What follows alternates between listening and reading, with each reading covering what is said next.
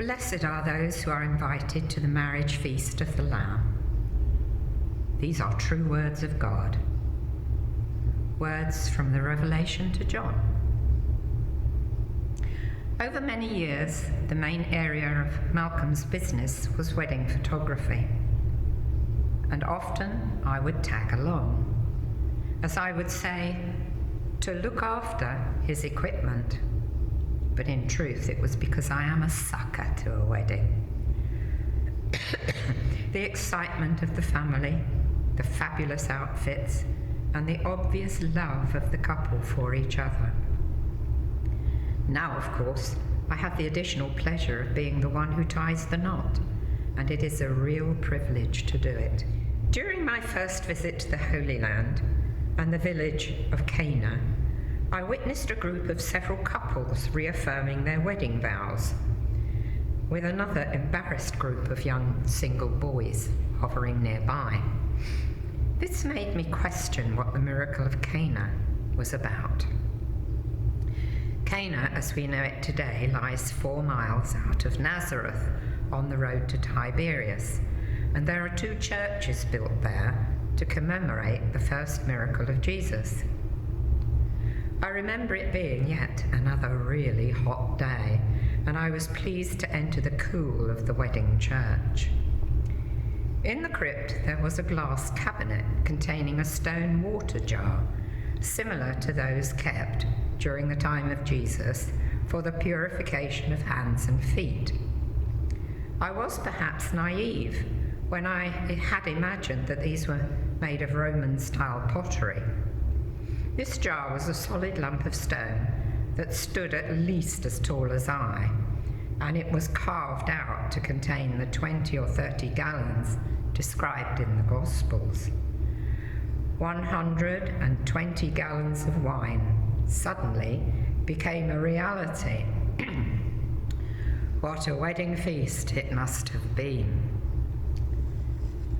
Looking back into history, there was almost nothing in the public lives of first century Jewish people that did not come out of tradition. Throughout John's Gospel, we read of the signs and wonders that confirm Jesus as the Word made flesh. And in describing Jesus' actions, John wanted his Greek readers to understand the nuances of God's message. We heard this morning that Melchizedek brought wine and food to Abram after the battle, of Abram's thanksgiving gift, and of God's covenant with Abram and his future offspring. We may recollect Isaiah, who described the wayward people of Israel as an unfaithful vineyard, and of God providing a feast with well-matured wine as a symbol of salvation. Isaiah also described the Creator as a husband gathering back his abandoned wife. As the bridegroom rejoices over the bride, so shall your God rejoice over you. And so, when reading the Bible passages this morning, we need perhaps to keep an open mind, because weddings and wine in the scriptures represent much more than weddings and wine. Let us pause here and reflect for a moment. Just a few weeks earlier, Jesus had been baptized by John and been affirmed by God, ready to begin his ministry. In the wilderness, Jesus had dealt with the temptation to do things in his own way. He had given himself up to God and his plan of reconciliation with and salvation for creation. At the Annunciation, an angel had told Mary that her child was of God. She had listened to Simeon and Anna in the temple, affirming her little baby to be the promised one.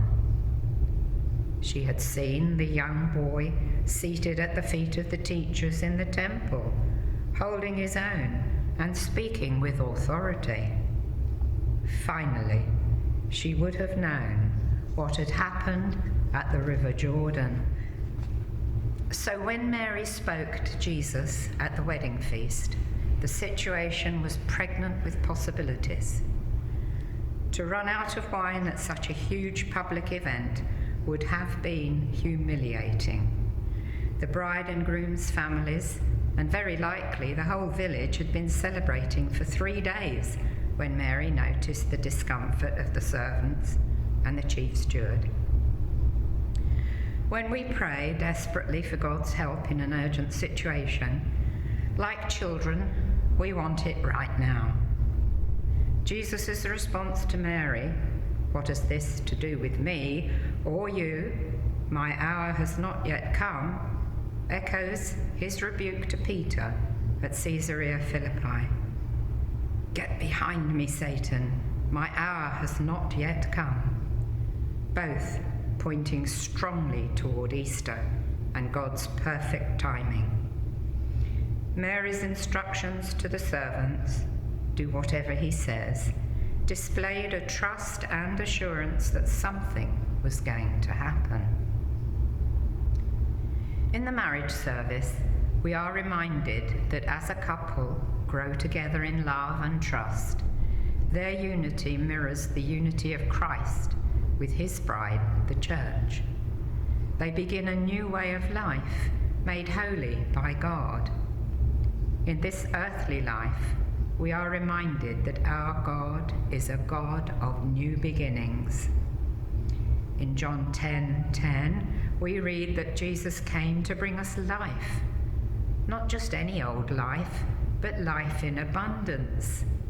Fill up those water jars, and pure, clean water, a symbol of life, was somehow turned into wine.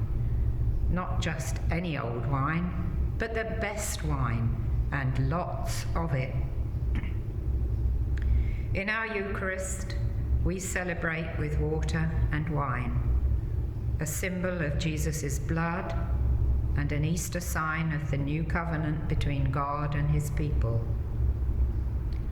The miracle at Cana is not only a story of Jesus being kind and saving the dignity of a new groom's family, but also a sign of new life. New life for the couple and new life for God's people, the church. We wait with anticipation for the freshness of a new beginning in our church, when a new vicar and a new generation at St. Mary's will be able to look with joy at the wonderful work of artists depicted to portraying something of the glory of God. So when we come to renew our relationship with God and each other in the bread and wine, don't come to the wedding feast of the Lamb with a miserable face, but as Gordon Slater's hymn suggests, come with joy, a child of God, forgiven, loved and free. The life of Jesus to recall, in love, laid down for me, for you, for us all, and for all eternity. Let us come with joy and then take it out into the week ahead, showing the love of God in the world. Amen.